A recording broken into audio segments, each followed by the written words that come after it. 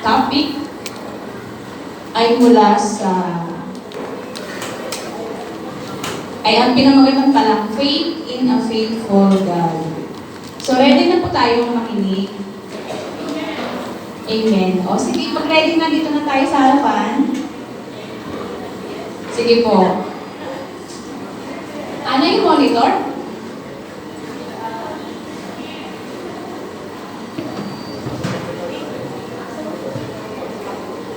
Alam po ba natin na ang ating Diyos ay faithful? Amen. Amen. So, kung siya ay faithful, pwede ako magtanong, sino sa atin ang walang pinagdaan ng pagsubok? Wala. So, wala. Kung naka-experience na tayo, ano yung nakita natin na kalagayan ng ating pananampalataya? So, makikita natin dun sa mga pagsubok na kung ano na yung kalagayan ng ating pananampalataya. And have we ever asked God for once na alisin na lang niya yung mga hirap na pinagdadaanan natin? Naas ba natin yon? Hindi.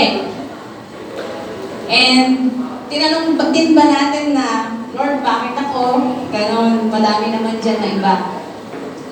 Kasi ngayon, we will find out why and we'll answer that in every question. Kasi dito sa ating introduction, sabi dito, untimely loss of loved one, lost promotions because of an unfair boss, lost favor of that because of honesty and failed reason. So marami tayong nararanasan na feeling natin ay unfair. And lalo kung nawalan tayo ng trabaho, ng loved one, broken marriage, broken hearts, accident, and persecution. So ito ang tutulog sa atin ng nahihirapan tayo paano siya i-face. And paano natin mapagtatagumpayan ang mga bagay na ito. So all this bring to the fore of our faith in faithfulness of God. Do you believe that? Na despite all the trials and hardship, nandun ang faithfulness ng ating Diyos na buhay? Amen. How can we believe God who allows bad things to happen to good and well-meaning people? So, ito siguro minsan naiisip din natin, no, na bakit nangyayari ang mga bagay na ito. So, how is faithful God to us? Is He a faithful? If He is faithful and good, why does He allow bad things to happen? So, atin pong masasagot ang mga question na ito. Why does God allow bad things to happen to good people? We are good people? No, good people, syempre. And unang-una, ang unang kasagutan, why does God allow bad things to happen to good people? Because God is testing us. Testing us, mababasa natin sa Hebrews 11:17 to 19. Ito yung sinubok di ba si Abraham na ialay yung kaisa-isa niyang anak. So ang kasagutan dito, dahil sa kanyang pananampalataya, nakayanan niyang ialay si Isaac. Dahil alam niyang yung Diyos na nagbigay sa kanya ng kanyang anak ay Diyos din naman magbabalik sa kanya. Amen? So yung test of faith nandun, di ba? Nakita natin. Kasi it's precious. Nag-iisang anak ngayon, tapos hihilingin sa'yo na ialay mo. So kung ang ating Diyos na sinasamba ay may hihilingin sa atin na dapat nating bitawan, kaya ba natin yung gawin para sa ating Panginoon? Kaya ba natin gawin? Amen. Oh, amen. Kasi ang sinabi dito, makikita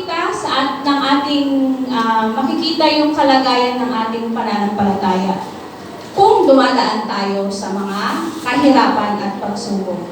So, siguro sabi niyo kanina, sinagot niyo lahat tayo ay may pinagdadaanan o meron tayong naranasan na kahirapan and naakala natin na hindi natin mapagtatagumpayan. So makikita din natin yung sagot doon na kung ano ang kalagayan ng ating pananampalataya. Dahil sabi dito, Alam ng Diyos kung ano na yung level ng faith natin, kung ano na talaga tayo. Pero tayo mismo, hindi natin alam. Unless tumaan tayo sa mahirap, na feeling natin ay hindi natin makakayanan. Kasi di ba yung reaction ng tao pag nahihirapan siya? Either aalis siya or maglalaylo siya. Yun lang yun. Yun yung natural reaction ng isang tao. Pero ang tao may pananampalataya. Haharapin niya yun with faith in the Lord na kaya niya mapagtatagumpayan yung mga pagsubok na iyon. So, there is situation na yung trials and hardship is because of our bad decision. Tama? Tama. Pero yung test ng faith natin, hindi naman sinasabi ng Lord na pag natitest yung faith natin, iiwanan niya tayo. Hindi. Sasamahan niya tayo dun sa mahirap. Basta ang pagtitiwala natin at pananampalataya natin ay nasa Kanya. Amen po? So, kahit na nagkamali tayo in some aspects or any situation ng buhay natin, dapat willing tayong ituwid yun and itama dun sa kalooban ng ating Panginoon. So makikita natin kanina na alam ng Diyos, di ba, kung ano yung stand ng faith natin, pero tayo hindi natin alam. So ito yung purpose ng God testing, for us honestly see who we really are in our faith. Di ba yung example kanina sa Hebrews 11, yung kay Abraham na, di ba yung mga past ni Abraham, he is relying on his strength. Pero after ng pagsubok sa kanyang pananampalataya na ialay ang kanyang anak, dito nakita na yung tunay niyang pananampalataya sa kanyang Diyos na sinasamba is na mold na siya or buo na kasi kaya niyang ibigay yung kanyang nag-iisang anak which is precious sa kanya. So tayo din, may mga pagkakataon na hihilingin na bitawan natin yung mga bagay na yun. Kung faithfully tayong sumusunod sa ating Diyos, maluwag natin yun magagawa kasi alam natin yung ating sinasampalatayanan ay ang Diyos na buhay. Amen po? And the incident shows that he has grown beyond that point in his faith. So makikita yung faith niya on how, para natin makita yung faith natin, how we react in a certain situation. Pag mahirap kasi yung sitwasyon natin, sabi ko kanina, parang doon natin makita na, may faith ba ako? Bakit ito yung sinasabi ko? Bakit ito yung ginagawa ko? So makikita natin yun sa attitude natin and paano tayo magsalita. Kasi ako dumaan ako doon na sabi ko, bakit ganun lagi kong sinasabi? So wala, yung faith ko pala hindi siya, yung inaakala ko meron na matatag. Pag sinubok ka pala, bakit ko sasabihin na aalis ako dito? Na sabihin mo sa Lord na alisin ka dito? Hindi, di ba dapat i-endure yun? I-endure mo yun dahil alam mo yung Diyos ay sasamahan ka sa pagsubok na iyon. Amen po? Then number 2, for us to see that God can be trusted. He can be trusted. Amen. Kasi ang tao mag-fail na pagtiwalaan natin. May mga pagkakataon na mag-fail sila. Pero ang Diyos ay hindi mag-fail. So, He can be trusted anytime. And every time na may mangyayari na hindi maganda, basta ang una nating top priority ay ang ating Diyos na sinasamba. So, he came to know Him as Jehovah Jireh. Diba doon after ng kaya na niyang i-alay si Isaac, ay dumating ang angel of the Lord na huwag niyang i-slay ng kanyang son and nag-provide siya ng ram. Amen po? So, naalala natin yung kwento na yon? Amen. So, yung illustration naman sa Matthew 26:35. Kilala natin si Peter. Si Peter ay very expressive sa kanyang love sa ating Lord. We are expressive. Sinasabi natin, mahal natin ang Lord. Hindi ko siya iiwan, mga ganyan. Kasi sinabi ni Peter na, di ba, na handa siyang mamatay, handa siyang makulong, at hindi niya iiwan ang Panginoon. When is the time na na masasabi natin na genuine na yung or fully developed na yung faith ni Peter? Diba siya, dito sa kwento na to ay dininay niya ang ating Panginoon 3 times. So alam na ng Lord kung ano ang kalagayan ng pananampalataya ni Peter. So, have we ever find once in our life na parang Peter tayo na sinasabi natin, mahal na mahal ko ang Lord, hindi ko yan siya iiwan. Tapos, nung tayo ay humarap sa mahirap, then tayo yung unang mag-withdraw. Right? So, dumaan tayo sa lahat nun. So, lahat tayo in progress ng ating pananampalataya. Kaya ngayong sa testing, lumalabas yung totoo. Kung tunay kang nananampalataya sa Panginoon. So, are we glad na dumadaan tayo sa pagsubok? Dapat?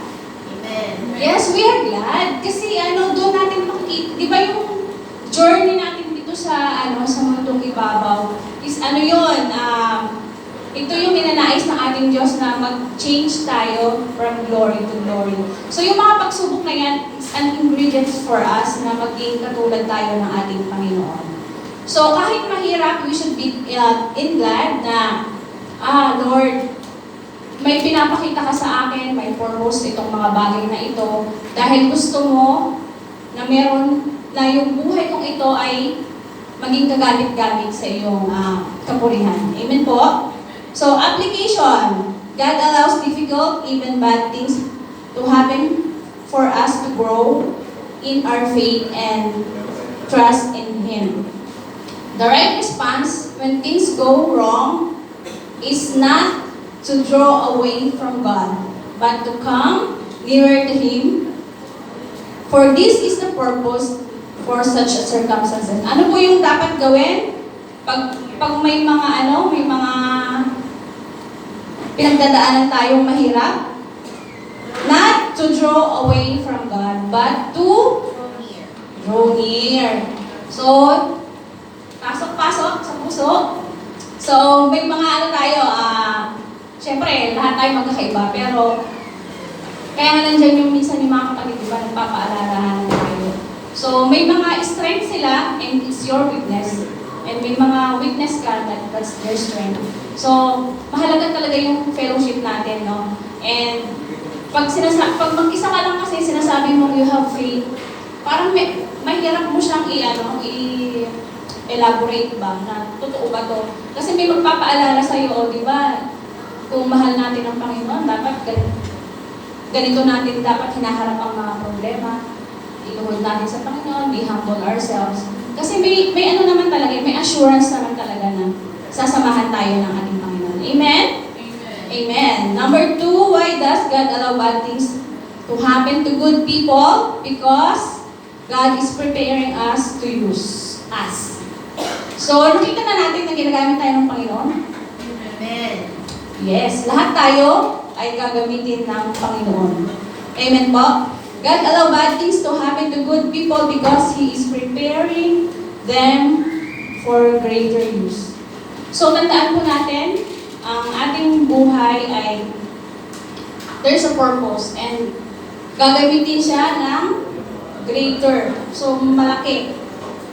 Hindi sa abot ng iniisip natin dahil minsan yung kakayahan natin, alam natin yung kakayahan natin, pero di ba? It's amaze us na yung mga taong tatahimik sa gilid na hindi sabihin nila, hindi ako pwedeng hindi ako makakatayo dyan, hindi ako makakapagturo. Pero pag ang Panginoon ang tumawag, kaya pala talagang gawin ng Panginoon yun na He will turn the best for us ay, tama.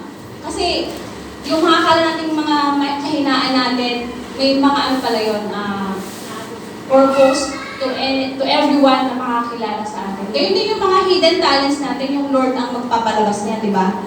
Amen po? So, tayo po ay mag-aral sa at maging worker. Amen? Amen. Amen. Yung mga bago po, okay? And we look for example of Peter to understand what God is doing to His people. God knew Peter was and what He wanted him to become. So, kilala niyo na si Peter, di ba? Amen. Yes. So, kilala din niya tayo?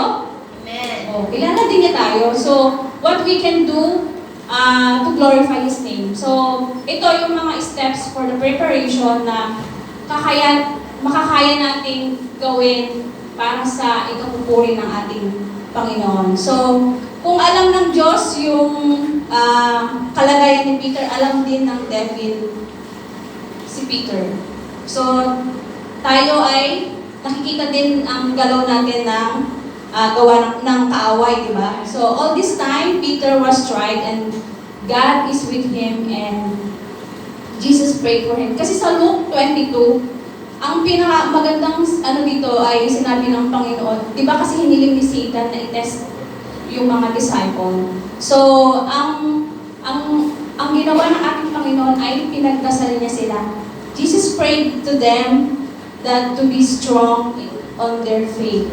So, di ba, masubok man yung mga kumikilala sa ating Panginoon. Pero assurance is nandun ng ating Panginoon na makakasama natin sa katagumpayan. Amen po? So, illustration. God prepares those whom He will use through testing and trials. So, tayo ay pine-prepared para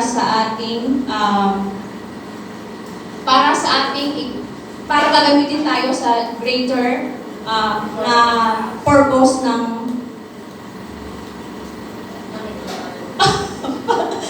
greater purpose sa ating Panginoon. Amen po? So, all the people God used were tried. So, may ginamit ba dito na shui-shui lang yung buhay niya, yung parang okay lang, ganyan, masaya. Hindi, kasi ito yung una kong dati, na sabi ko, hindi ako tatayo dyan kasi alam kong iti-test yung mga tatayo, ganyan. Kasi iniiwasan ko talaga yon.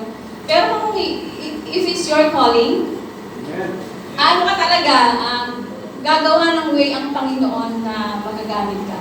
So, huwag tayong matakot pag tinawag tayo or dumaan tayo ng mahirap kasi doon ilalabas ng Panginoon yung kakayahan niya sa ating mga buhay. Amen po, kasi hindi lang para sa kapurihan niya kasi marami tayong ma-reach out na tao o matatouch yung heart nila na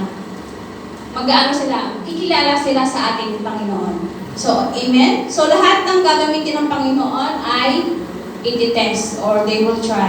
It's fair to say that to the degree we triumph in the tests and trials of life, and that degree will be able to use us.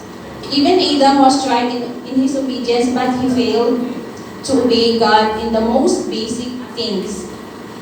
So, could it be that the absence of deeper testing in the life of a Christian is a sign not of victory but of failure to obey? So, di ba po, may time na mag-fail tayo sa testing. Amen? Kasi try and try, fail. Kasi nakikita ng Lord yung puso natin na hindi talaga totally tayo sumusunod. So, until we reach that, yung triumph natin na, Lord, pagod na ako,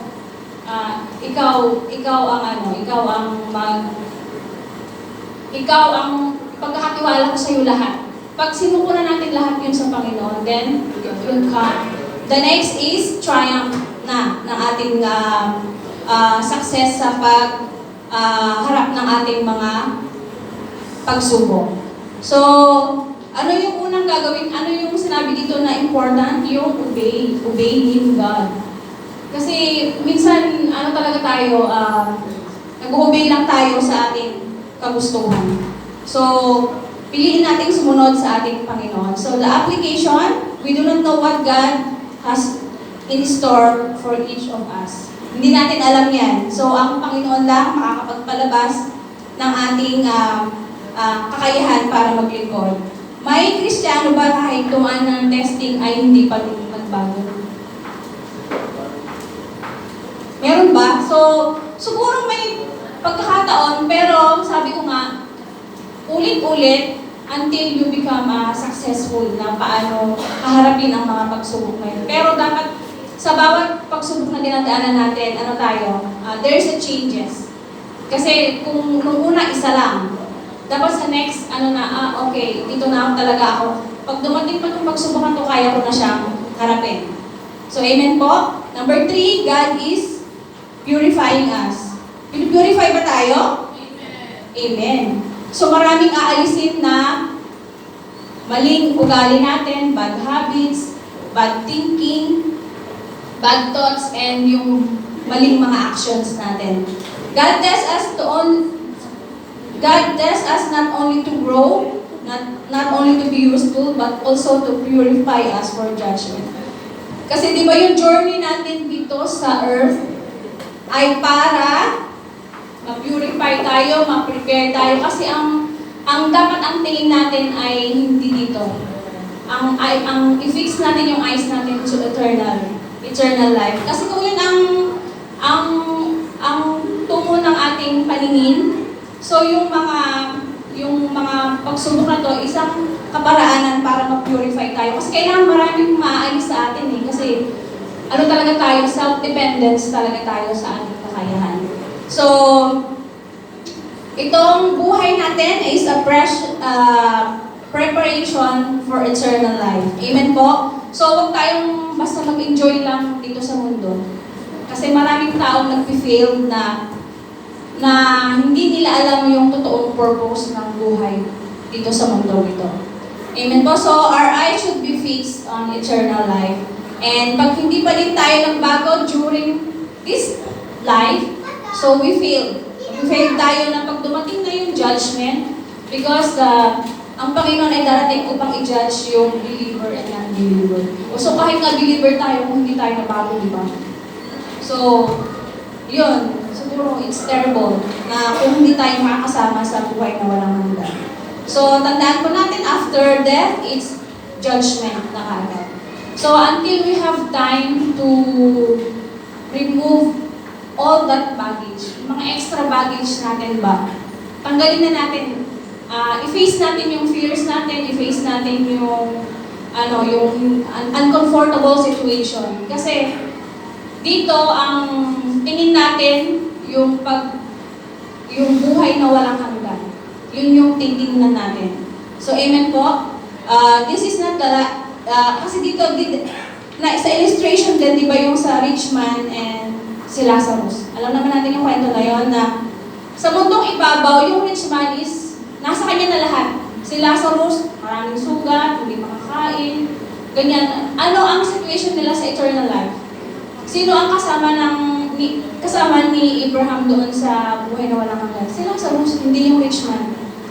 So, tandaan natin, it's not our, hindi yung pagiging mayaman o mahirap, successful ka o failure ka. Hindi yun yung pattern para makapunta sa buhay na walang hanggan. So, ang effort na gagawin natin, yung pananampalataya natin at yung obedience natin sa ating Diyos na ating sinasamba. Amen po? So, yung kasagutan ng ating katanungan, may dapat natin, isa puso at isa isip natin. So, lahat tayo may kanya-kanya tayong mga struggles, nagdadaanan. Basta tanggapin natin is for the good. It's for the good. Dahil alam natin na ang ating tinitignan ay yung buhay na walang hanggan na makakasama natin ang ating Panginoon. So, kung may mga, sabi ko kanina, kung may mga bagay pa tayo hindi kaya bitawan na natin kasi hindi natin alam yung buhay. Hindi natin alam yung kinabukasan. Kung mabibigyan pa tayo ng pagkakataon na ituwid yung mga mali po natin. Amen po? So, yung conclusion, konti na yung babasahin ko. Bad things, kasi yung pinaka, dito, di ba, yung pinaka sinubok talaga ng kanyang pananampalataya ay si Job. Basahin niyo po yung book of Job. Kasi doon nawala lahat talaga sa kanya. So, kung tayo ay may part na part na sa trabaho ang problema, so napakaliit, kaya natin yun Pero kung yung basahin natin yung buhay ni Job, lahat tinanggal, nawala lahat sa kanya. Family, richness, lahat, nagkasakit siya, mga friends niya nawala din. And gusto siyang pasukuin sa kanyang pananampalataya. Pero nag-stand siya ng kanyang faith. Nag-stand siya na hindi niya iiwanan ang kanyang Diyos na sinasamba. Amen po? So, bad things happen to us because God has a purpose. He tests our faith. So, we should be humble ourselves. Okay po? He does to prepare us for greater use. And He does to purify us. In all this, He does not explain or apologize. He expects us to trust Him in His faithfulness and obey Him. When we do this, God lay His claim upon our lives and use us for His own glory. So, we should be glad. Sabi ko nga kanina kung laging magpapasalamat, laging magka-humble sa harap ng Panginoon, na lahat ay kayang mapagtagumpayan as long as we obey Him and have faith in Him. Amen po? Amen. So may isa akong iiwan na verse, Romans 8:28. Alam natin sa lahat ng bagay ay gumagawa ang Diyos para sa mabuti, kasama ang mga nagmamahal sa Kanya, silang mga tinawag ayon sa Kanyang layunin. So, good, bad, lahat ay may layunin. So, tanggapin natin lahat with faithfulness sa kakayahan ng Lord. Kasi gagamitin talaga tayo for His purpose po. Amen po? May natutunan po kayo? So, huwag kakalimutan, testing us, preparing us, and purify us. Amen po. So, tayo po ay mag-close sa ating gawain. Yung like sabi mo, Hallelujah Lord, salamat Panginoon na ipinaunawa mo po ang tunay na pananampalataya at paano po namin haharapin ang mga pagsubok o kahirapan na aming dinadanas sa aming buhay na ito. Salamat Lord God sa pagsama sa amin and the assurance that you will guide us and protect us in all those days na nahihirapan po kami. Thank you for comforting us. Thank you for providing us all our needs dahil alam namin ang kayo Lord ang may control sa lahat ng bagay dito sa mundo. Sa iyo po namin ipinagkatiwala naman ito. Purihin ka sa bahin sa Panginoon. Amen.